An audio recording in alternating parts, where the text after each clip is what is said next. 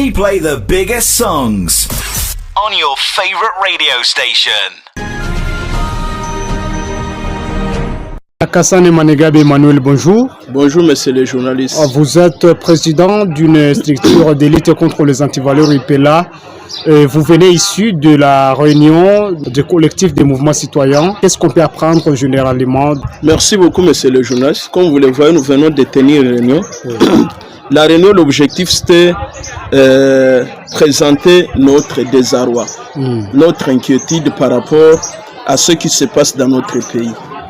Comme vous le savez, à l'issue de la commémoration du 30e anniversaire du génocide rwandais, le président sud-africain Cyril Ramaphosa a souligné que le conflit au Congo ne se réglera pas par la guerre, mais plutôt par le dialogue.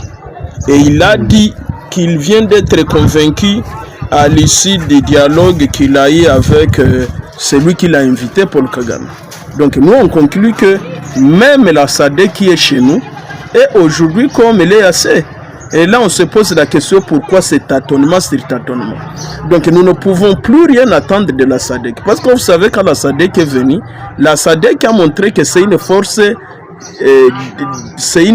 qui vient pour combattre avec la dernière énergie les forces négatives dans l'est de la République démocratique du Congo, particulièrement les M23 et tous ses alliés.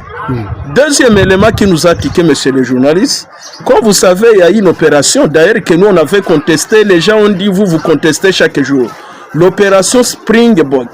Cette opération-là avait comme objectif de sécuriser la ville de Goma et la cité de Sake contre l'avancée du M23. Mais chose grave, les FARDC se sont retrouvés, les positions-là, les trois positions que la MONUSCO occupait, ces trois positions sont finalement entre les mains du M23. Et là, nous comprenons que finalement, la RDC est abandonnée. Dans quelle région précisément? C'est à ça que presque, parce que la position, les trois positions de la MONUSCO étaient à quelques mètres de Sake. Et aujourd'hui, les M23 sont à quelques mètres de Sake.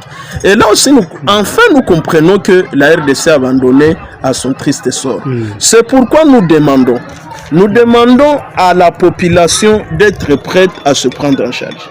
Nous demandons aux politiciens de l'Est de descendre ici.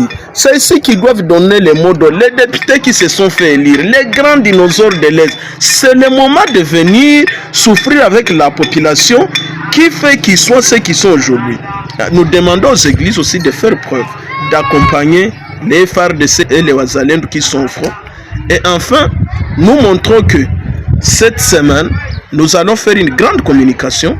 Dans les 2-3 jours, nous avons dit, nous menons une étude sérieuse, on fait une grande communication et là nous allons annoncer des actions de grande envergure. Je vous remercie. Merci, monsieur Emmanuel Manégabe. C'est nous qui vous remercions.